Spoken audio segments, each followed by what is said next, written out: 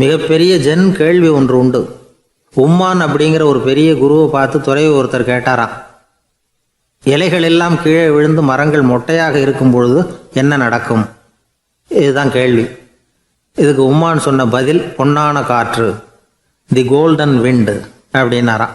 இதுக்கு என்ன விளக்கம்னா, உன்னுடைய எண்ணங்கள் எல்லாம் உன்னுடைய மனசிலிருந்து கீழே விழுந்து உனது உள்ளுணர்வானது மொட்டையாக நிற்கும் நிலைதான் அது.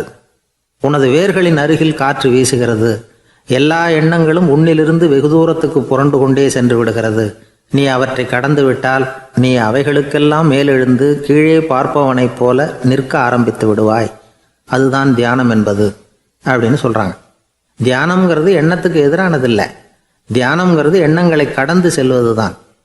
அதுக்கப்புறம் நாம் பொன்னிற காற்றில் ஆட ஆரம்பிச்சிருவோம். இதுதான் பெரியவர்கள் சொல்கிறது.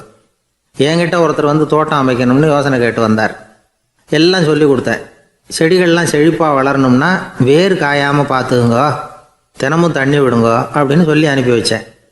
ஒரு மாதம் கழித்து அவர் தோட்டத்தை பார்க்குறதுக்காக போனேன். போய் பார்த்தா எல்லா செடியும் வாடி கிடக்குது. என்னங்க இப்படி பண்ணிவிட்டீங்கன்னு. நீங்கள் சொன்னபடி தான் செஞ்சேன்னார். என்ன செஞ்சீங்கன்னு கேட்டேன்.